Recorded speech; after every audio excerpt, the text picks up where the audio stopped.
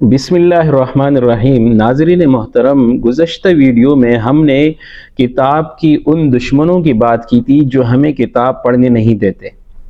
अब सवाल ये पैदा होता है कि क्या इस दौर में मोबाइल को छोड़ना, मोबाइल से दूर रहना, मोबाइल को इस्तेमाल न करना मुमकिन भी है या नहीं? तो अगर यही सवाल आप मुझसे करेंगे तो शायद ये मुमकिन नहीं है। तो फिर अगला सवाल ये है कि क्या फिर हम किताब बिल्कुल नहीं पढ़ पाएंगे? तो जवाब है कि बिल्कुल पढ़ पाएंगे, पढ़ सकते हैं। आज की इस वीडियो में, आज की गुफ्तगू में हम वो 4 अमली तरीके सीखेंगे जिनके ज़रिए आप इसी स्मार्टफोन को, इसी मोबाइल फ़ोन को अपना दुश्मन नहीं बल्कि किताब पढ़ने का बेहतरीन साथी बना सकते हैं, बल्कि एक छोटी सी लाइब्रेरी बना सकते हैं। सबसे पहले तो ये तस्लीम कर ले कि मोबाइल हर वक्त हमारे पास ही रहेगा, इससे जान छुड़ाना मुश्किल है। तो इस मोबाइल के होते हुए अगर आप अपने साथ मोटी किताबें या कोई भी किताब साथ लेकर नहीं घूम सकते, तो आप अपने फ़ोन में पीडीएफ्स या ई बुक्स ऐप्स जो होते हैं वो डाउनलोड करें।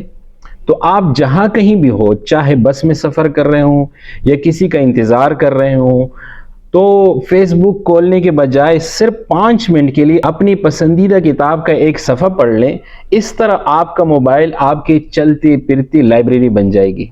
दूसरा तरीका, अगर आपको लगता है कि आपकी आंखें स्क्रीन देखकर थक जाती हैं, ज़्यादा देर तक आप स्क्रीन नहीं देख सकते हैं, तो ऑडियो बुक्स का सहारा लें। आजकल यूट्यूब और बहुत सी ऐप्स पर किताबें रिकॉर्डेड सूरत में मौजूद हैं।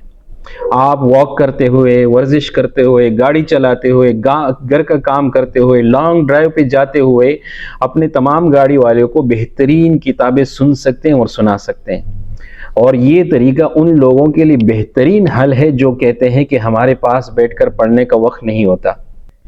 तीसरा और सबसे अहम तरीका है कि फोकस मोड का इस्तेमाल। आपके मोबाइल फ़ोन में डू नॉट डिस्टर्ब होता है, या फोकस मोड होता है, या प्लेन मूड होता है, या पश्तो में जहाज़ कहते हैं कि उसकी सेटिंग होती है।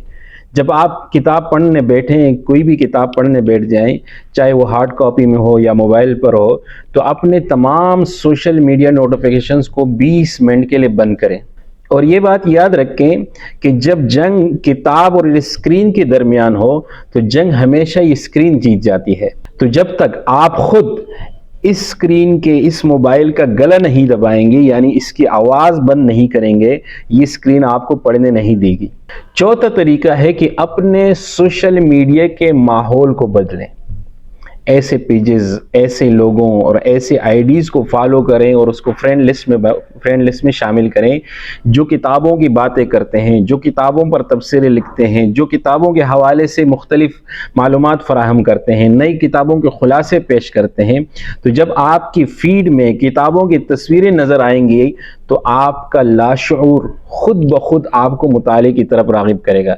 लिहाजा नाज़रीन मोहतरम, ये मोबाइल बुरा नहीं है, ये कोई बुरी चीज़ नहीं है, इसका इस्तेमाल इसको बुरा बनाता है।